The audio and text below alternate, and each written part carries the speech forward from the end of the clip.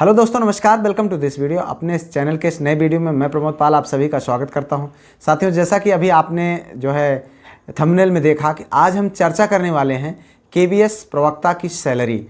साथियों, जब हम केवीएस की तैयारी कर रहे हैं, इस समय हमारे बहुत सारे साथी जो केवीएस के प्रवक्ता का एग्ज़ाम दे चुके हैं, निश्चित तौर पर उनको रिजल्ट का इंतज़ार है और रिजल्ट के बाद जब उनको इंटरव्यू के बाद ज्वाइनिंग होगी, कितनी सैलरी मिलेगी, आज हम इसी विषय पर बात करते हैं।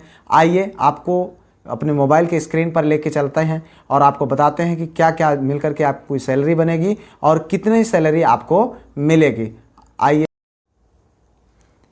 साथियों, अपने आप मोबाइल के स्क्रीन पर देख पा रहे हैं कि ये आपको जो दिख रहा है यहाँ पर, ये है केवीएस प्रवक्ता की सैलरी जो मैंने खुद बनाया हुआ है। और ये कैसे बनती है इस विषय पर हम बिल्कुल चर्चा करेंगे। उससे पहले अगर आप अभी जो है पहली बार चैनल पर विजिट किए हैं तो निश्चित तौर पर चैनल को सब्सक्राइब कर लें, वीडियो को लाइक कर दें। जो आपके साथी केवीएस प्रवक्ता की तैयारी कर रहे हैं उनके पास जो है आप इस वीडियो को ज़रूर शेयर करें। साथियों, ये जो आपकी जॉब होगी ये लेवल 8 के अंतर्गत आती है और इसमें जो आपका बेसिक पे होगा वो 47,600 होगा। यहाँ पर आपका प्रान नंबर होगा। प्रान नंबर से मतलब एनपीएस अकाउंट का जो अकाउंट नंबर होता है वो यहाँ पर होगा। उसके बाद जो आपकी सैलरी बनती है, आइए उस विषय पर हम चर्चा करते हैं। साथियों, जैसा कि आप देख पा रहे हैं यहाँ पर बेसिक पे चूँकि 47,600 होगा जब आप नया ज्वाइन करेंगे। उसके बाद डीएनएस अलाउंस लगेगा, चूँकि जनवरी 2023 से डीएनएस अलाउंस यानी डीए यानी महंगाई भत्ता आपका 42% हो गया है। तो ये आपका अगर 47,600 का 42% निकालेंगे तो 19,992 रुपये आपको डीए के रूप में देखने को मिलेगा। उसके बाद जो है केवीएस में जो तीसरा जो है वेतन में ऐड होता है वो होता है ट्रांसपोर्ट अलाउंस। जो आप ट्रांसपोर्ट अलाउंस का मतलब होता है यात्रा भत्ता, जो हर केवीएस के एम्प्लॉई को लगभग सेम ही है। ठीक है, तो ये आप देखें तो यहाँ पर आपको 1,800 रुपये है और इन 1,800 रुपये पर फिर आपको डीए ऑन ट्रेवल जो है ट्रांसपोर्ट अलाउंस यानी इसका भी आपको डीए मिलता है। तब अगर आप 1,800 का 42% निकालेंगे तो 756 रुपये हो जाएगा। इस तरीके से फिर अगला जो है वहाँ पर अगर आप देखें तो अगला जो इम्पॉर्टेंट पार्ट है आपके वेतन का वो एचआरए यानी हाउस रेंट अलाउंस यानी जो है आपका मकान का भत्ता जो मिलता है वो मिलेगा। मकान का भत्ता 3 प्रकार से बनता है, एक्स सिटीज़, वाई सिटीज़ और जेड सिटीज़ में। जो छोटे शहर हैं उनके लिए होता है, वाई सिटीज़ जो मध्यम वर्गीय शहर हैं उनके लिए होता है और जो जेड सिटीज़ हैं जो बड़े शहर हैं उनके लिए होता है। तो जो है एक्स सिटीज़ का जो मूल वेतन में होता है जो 47,600 है उसका 9% आपका जो है यहाँ पर एचआरए के रूप में आपको देखने को मिलेगा। अगर आपकी पोस्टिंग वाई सिटी में होती है तो आपको 18% जो है आपके मूल वेतन का एचआरए आपको देखने को मिलेगा। और यहाँ पर अगर आप जेड सिटीज़ में, जेड सिटीज़ से मतलब है जैसे दिल्ली, कोलकाता, मुंबई जो है या फिर आप जो है बड़े शहर जैसे बेंगलुरु, इस तरीके के जो शहर हैं मेट्रो सिटीज़ हैं वहाँ पर, कोलकाता में अगर आपकी पोस्टिंग होती है तो यहाँ पर आपको 27% आपके एचआरए जो आपका बेसिक पे है उसका एचआरए के रूप में देखने को मिलेगा।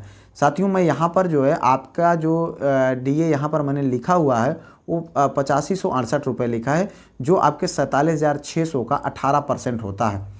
अगर चूँकि मेरा मानता हूँ कि आपकी जो ज्वाइनिंग है वो ना तो एक्स सिटी में हो रही ना ही जेड सिटी में, वाई सिटी में हो रही, उसको मान करके हमने इस वेतन को कैलकुलेट किया हुआ है। तो यहाँ पर 8568 रुपये आपका एचआरए हो जाएगा। उसके बाद जो अगला पॉइंट आपके जो है वेतन का होगा वो एनपीएस पेंशन के थ्रू जो आपके बेसिक पे और डीए दोनों का जो है 14% निकालने पर अगर आप निकालेंगे तो 9,462 रुपये होगा। ये आपके नेशनल पेंशन स्कीम के तहत गवर्नमेंट आपको देगी। ये जब आप टोटल सब कुछ को कैलकुलेट करेंगे तो आपका टोटल ग्रॉस सैलरी बन जाएगी 88,178 रुपये। तो अब जब टोटल सैलरी आपकी 88,178 बन गई तो इस पर कुछ डिडक्शंस होती हैं, ये पूरे आपको अमाउंट नहीं मिलेंगे।